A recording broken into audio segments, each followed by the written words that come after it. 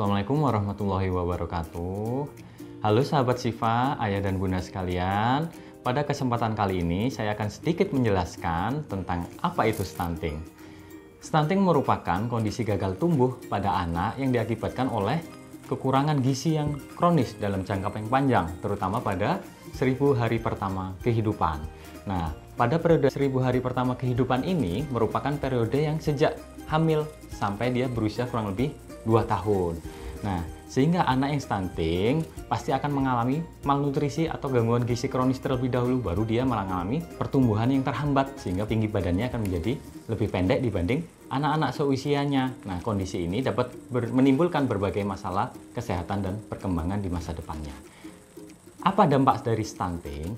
Dampak dari stunting ada beberapa hal yang cukup krusial selain masalah pertumbuhannya atau tinggi badannya. Salah satunya adalah yang pertama, gangguan perkembangan kognitif atau kecerdasannya. Anak yang stunting beresiko mengalami gangguan atau penurunan kemampuan dalam belajar dan berpikir.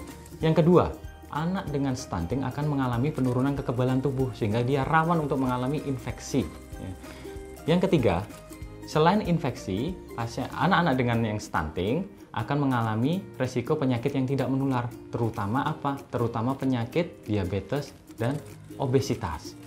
Dan yang terakhir, yang keempat, tentunya dengan hambatan-hambatan yang di atas, masalah kognitif, masalah infeksi maupun masalah non-infeksi, tentunya di masa depannya pada saat dia dewasa, tentunya produktivitasnya akan lebih turun dan penurunan kemampuan kerja. Jadi apa penyebab stunting itu sendiri? Penyebab utama stunting adalah sesuai dengan definisinya adalah kekurangan asupan gizi pada anak, ya, terutama pada periode hari pertama kehidupan. Faktornya apa? Multifaktorial, cukup multifaktorial. Yang pertama adalah kurangnya asupan protein dan kalori, ya, terutama di periode 1000 hari pertama kehidupan.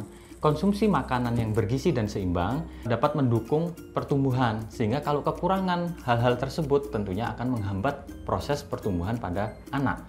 Yang kedua, kurangnya pengetahuan ibu tentang gizi, nah, terutama ibu-ibu yang sedang hamil dan menyusui. Nah, selanjutnya juga kurangnya pengetahuan ibu tentang MPASI atau makanan pendamping ASI. Nah, ini berperan penting pada 1000 hari pertama kehidupan. Yang ketiga, masalah sanitasi atau kesehatan lingkungan yang kurang baik. Lingkungan yang tidak sehat menyebabkan infeksi pada anak. Infeksi yang berulang akhirnya mengganggu proses pertumbuhan pada anak. Dan yang terakhir, faktor apa yang menyebabkan stunting adalah tentunya faktor ekonomi atau kemiskinan. Kemiskinan ini menyebabkan tentunya hambatan pemberian nutrisi yang cukup pada anak. Bagaimana mencegah stunting? Pencegahan stunting juga kita harus melihat beberapa aspek tentunya. Yang pertama, karena stunting ini penyebabnya adalah gangguan pada nutrisi, pencegahan stunting dapat dilakukan dengan pemenuhan gizi yang baik pada saat ibu sejak hamil, ya. Setelah itu menyusui dan MPASI. Yang kedua, setelah bayi itu lahir, lakukan inisiasi menyusui dini segera dan pastikan pemberian ASI eksklusif selama 6 bulan. Setelah pemberian ASI eksklusif 6 bulan, lanjutkan dengan MPASI yang berkualitas, tepat waktu, dan bergizi. Yang keempat, baru kita pantau pertumbuhan itu sampai kurang lebih anak usia 2 tahun secara berkala. Boleh di posyandu, boleh di dokter, boleh di puskesmas. Kemudian tentunya karena faktor lingkungan mempengaruhi, pastikan sanitasi dan kesehatan lingkungan bersih dan baik. Kemudian yang terakhir, pendidikan orang tua menjadi prioritas utama, sehingga dengan pendidikan orang tua yang baik tentang masalah gizi, harapannya dia bisa mendidik anaknya, memberikan nutrisi yang tepat untuk si buah hati.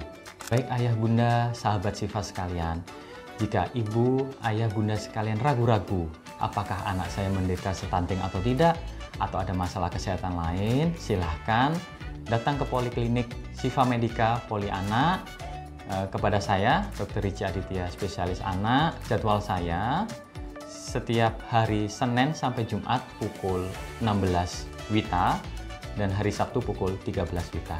Sampai jumpa, semoga sehat selalu.